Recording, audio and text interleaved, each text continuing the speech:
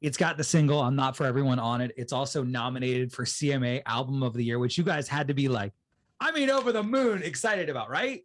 Oh, of course. Yeah. A lot of work went into that album. And I mean, now that, especially now that we're out on the road playing it for the first time, I mean, it's been a really, really weird, long process. We released it in a time where no one was releasing music and everyone was waiting. And there was a lot of, I mean, a very long list of unconventional things around this album.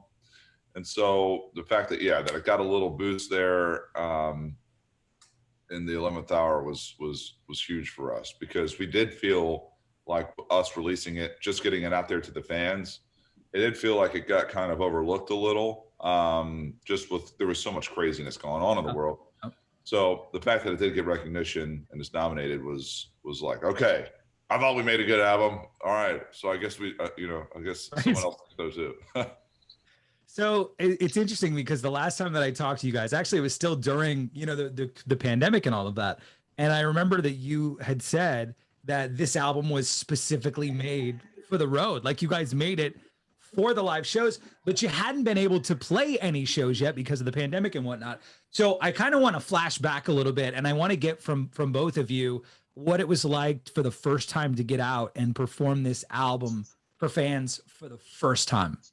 Yeah, absolutely. So the very first show that we did, back from, hiding, we opened up for Luke Bryan down in Florida. So we hadn't really had a chance to try out a lot of our new songs yet, because we wanted to do that with our crowd, our fans.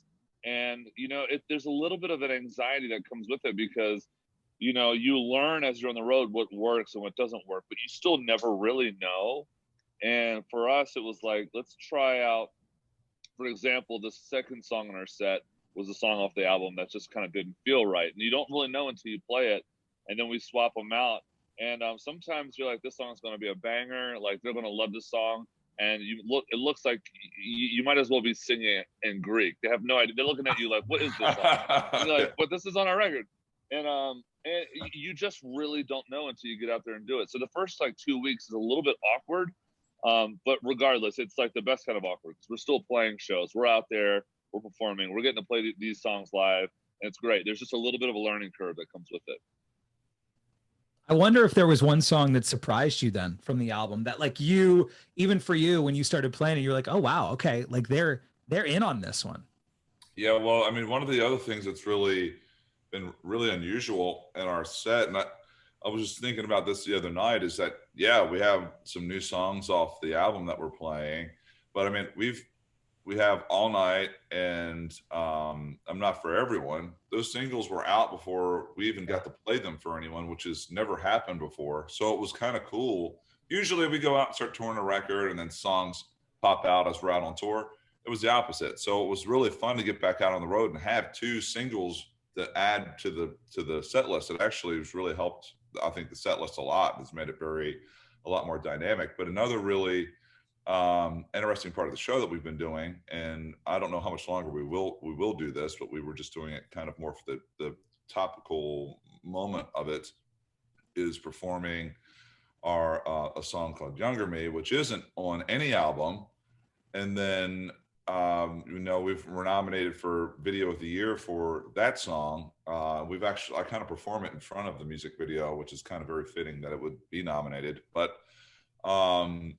and so there is a lot of new stuff going on. I mean, we got new music off the album Skeletons, and then we're performing the song that's not even on an album. So I think we're definitely pushing it out there. But the shows have been incredible, and having this new music's been really, really fun to go and play. Selfishly for me, and TJ, you and I talked about this last time, actually, I need you guys to bring back Love the Lonely Out of You. I need it to be a thing, because it's like one of my top 5 favorite songs of all time. I mean, seriously, guys, we got to make it happen somehow. Yeah, we'll definitely. I mean, we've considered putting it back on the set so many times. We actually, in our Nashville show last week, we did a little fan club listening party.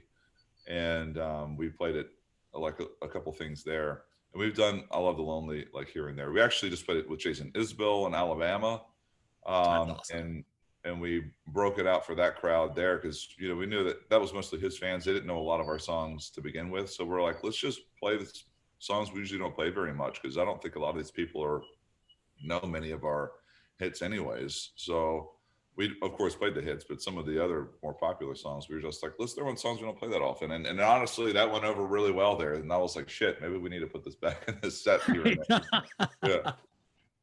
We got to talk about the album Skeletons, because there's an Instagram post that you guys put up a while ago, and I want to read this to make sure that I get it right.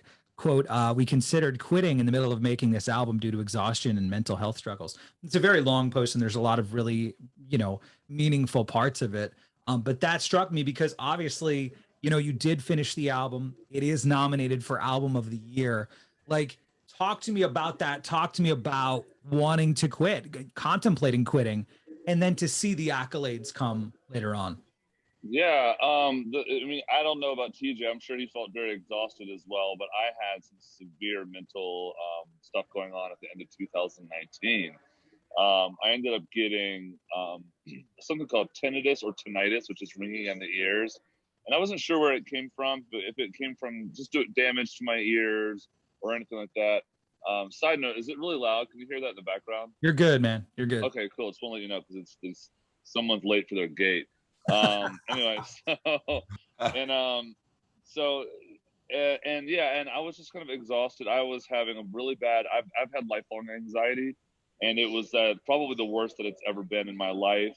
And I was contemplating just like, why am I doing this? I feel like I've done irreparable damage to my ears from playing shows. I couldn't get my head straight, and we had to delay a recording of Skeletons because I had to go to basically this mental rehab facility for a couple of weeks and get my stuff straight, my head straight. And we went back in the studio for about a week, and it felt okay. And who knew what was going to happen after that? And I thought, what the hell? Let's finish this thing out. In my mind, it felt like the last record that I personally would ever make. And let's leave nothing. Let's throw everything on the table. Let's leave nothing, no card in our hand, and do everything that we can. We'll throw everything that we can at this record that we have, and see what happens. And fast forward, it was nominated for ACM Album of the Year. Now it's nominated for CMA Album of the Year, and I think maybe there's a little bit of a lesson to be learned in that. I feel like if you're making art, maybe it's just leave no part of yourself out and just give all of yourself to it. God, man, that's very well said. Well, it's a phenomenal album beginning to end. One of the other really cool things about it is that you guys did this album with your touring band, which is a thing that, for people who are just country music fans and that's it, the general fan, they don't realize that that's not usually a thing, right? I remember Tim McGraw and the Dance Hall Doctors, like that, everyone was freaking out because they're like, oh man, he did it with the touring band. That's a unique thing. What made you guys specifically want to do that? We've done it with our band from the beginning. We just have played a lot of shows with them. I mean, we've played hundreds and hundreds of shows together, and they've been with us since, some of them since day one. And they're great musicians, and there's a uniqueness there that there's some great session players, but there's just a thing that we have together, that kind of camaraderie-ness that happens with that. Sorry, something's like flown into my good man. But and so we want to do it with them, but this is the first time like we had used our rhythm section before on our first two records, and then on this past record we used finally everyone, our keys player, our like utility player, the entirety of the band. And the other thing that's kind of nice there too is that when you kind of get in the studio and you're sitting there all day long, a lot of other session musicians, they can be very like, okay, I'm here from this time to this time. Yeah. And it can be really hard to create sometimes that way. So when we have our road band with us, it's like, let's just come, let's hang out, let's make music, let's try it once, let's try it twice. Like if we get it the first time, great. If it takes us 6 times to kind of to get through the weeds to find it, then that's awesome too. But it feels like a lot less pressure that way to me. So the We're Not For Everyone tour, which is what you guys are doing right now, the big headlining show, you've said it's the biggest production that you've done, and you guys have got like I mean, there's a bunch of lights, there's costume changes like your Reba McEntire. Like it's a whole thing, man. What made you guys want to change it up from what you had done previously? You know, my brother and I are actually very cheap. You know, we like to spend money on like good meals. I like to buy guitars. We have like nice houses and all that stuff. But when it came to spending money on the road, we were cheap because, you know, we grew up with nothing. And we're like, why the hell are we going to spend all this money? We're finally making it, right? And it's very, very expensive on the road. I mean, it's insanely expensive to tour. And we thought, let's cut corners, cut corners, cut corners. And then the pandemic happened. And we were like, well, that gave us a year and a half off. We kept our band and crew on salary. We still have our houses. We're healthy and we're happy. And we still have some money in the bank account. What the hell are we pinching pennies for on the road? Let's go ahead and like double down and put even more money into it than we ever have, and see what happens.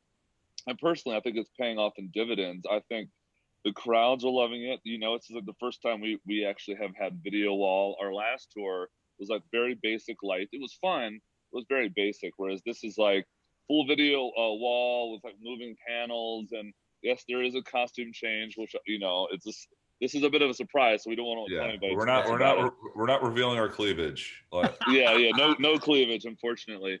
And it's so much fun, and we could see the crowd's reaction, the crowd's response, and it was like that aha moment of like, oh, that's why artists spend the money on all that, because it actually works. And it was it's actually been so much fun, and it takes the pressure off of you a little bit too. It's like there's a lot of lights going off in the video wall, and all this stuff is happening. Sometimes I'm like, all right, damn, I could take a little bit of a break right now. Yeah, I don't need all the damn like, attention. the other thing too is like we've had such like a blue collar like rise in this industry. I mean, as John mentioned, we come from a very working class family, and we played. I was just telling someone yesterday, we played. I think it was like in 2014 or 15. We played like some crazy amount of shows. I can't remember how many it is. It's like 260 or something around there, and we made collectively $40,000, like, you know, to share.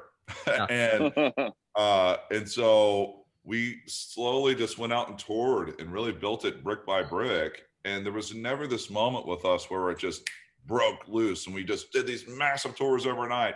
And so we've kind of just slowly built our audience. And honestly, now that we're here, I wouldn't have had it any other way. I think it's allowed us to do some really a really true loyal fan base and people that we love and love us. But when we got there, you know, to go out and tour, there was never this moment like, all right, now this is the tour where we've really blown up. Let's do it.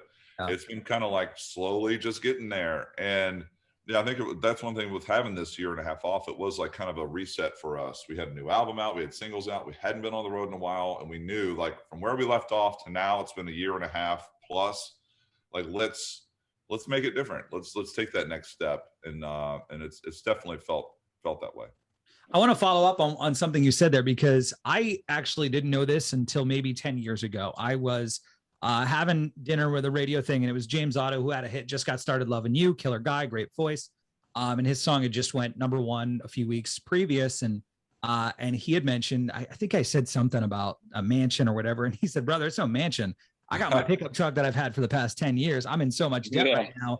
And so I don't think what people don't know is that essentially the label, who we love and appreciate because they give us the opportunity, is really just, it's like a bank. They're investing in you. That's literally it. That's literally what it is. You know, I mean, you summed it up. They basically have an insane amount of money and they invest in you. The difference in a normal investment is that as an artist or as a writer with a publisher, same thing. You don't have to pay the money back when it goes south, which is great, because if we had to pay back all the money without making any money, we'd be in debt for like 100,000 years, and it's very expensive. And but that's what it is. They're essentially a bank. And when you sign a record deal, a very close friend of ours, his name is Cliff Aldrich. He's been in town. His dad is in the industry as well. He's a great friend and advisor. When we signed our record deal, he said, I just want to let you guys know, you've not climbed the mountain. You now have access to the mountain. And that was the most true statement that anyone has ever said, because when you sign that deal, it's like, okay, you just open the gate and then you look up and like, that's the mountain I have to climb. And it is a very expensive endeavor. And and you need a label there to help fund that. That's really what it comes down to. It's exhausting. I mean, honestly, it's really exhausting. And I think to that point, I think, you know, especially more now than ever, where it's become even harder to make money in this business than probably it ever has been previously. It's really kind of weeded out a lot of the people who did it for the wrong reasons. You know, I mean, people that moved to town that just want to be rich and famous. I think they realized pretty quickly that while yes, that can happen, it's the work that it takes to get there, if it can even get there, is just so enormous. And this, I mean, John and I can definitely vouch for that. I mean, like I told you, we did 260 plus shows or whatever, made 40 grand, you know, and people at that time were expecting us to pick up bar tabs and things like this. I'm like, I literally am making like less than minimum wage right now. Our band was making more money than we were. Yeah, our whole band. In fact, I had to sell a bass to our bass player because I was broke. Oh wow. Wow. Yeah. But I mean, obviously things have changed now. Yeah. But you know, things are really good now. But the perception of that, it does take a long time before you start kind of really making it and having success. But I will say the things that have gotten us here have been the things that wasn't driven by like, I'm going to be rich and famous. It was like, I love what I do and I love this. And you have to just have that kind of relentless perseverance in you to make it to where we have now. I mean, our lives are very comfortable now, but it was a very, very turbulent many years of sleeping on couches and not knowing what the next week was going to be like for a long time. Well, it's a perfect segue into what I wanted to talk about with the tour, because as I look at these tour dates that you guys are doing, and I've been lucky enough to see 2 of them already, and it's a phenomenal show. I look at what's coming up in May and whatnot, and you guys are going across the water to England, and like most of these shows are completely sold out. I mean, that's got to be such a cool thing for you guys to know that it's not just here in the States, right? It's not just even Canada for that matter. Like, it's worldwide, man, and they're selling out because they want to see you. What's that like for you guys? It's really cool. It's also really heavy in a way, I think. You know, it's amazing. You know, these have been sold out for a couple of years because they've been rescheduled so many times. But it's a lot. I mean, you know, as a kid, all you think about is playing on stage. You don't think about playing the world. You go, I just want to play on stage. And then when it starts getting very big, it's quite it's a bit of a whirlwind, you know, and it becomes bigger than you ever dreamed it would be. However, it is so much fun. Playing in the UK is a blast. I've always said that they listen like a sober crowd and respond like a drunk crowd, and it's so true. They listen to every word, they listen to everything, and then when the song ends, they go absolutely nuts. And it's a really, really fun group of people, and they don't get country music that much over there. You know, the thing about playing in the surrounding states of like Tennessee, like the Southeast, they get it, you know, from new bands all the way up to Kenny Chesney. They get a lot of it every weekend, right? Over there in the UK, they rarely get it. So they're so fortunate. They're so hungry for it.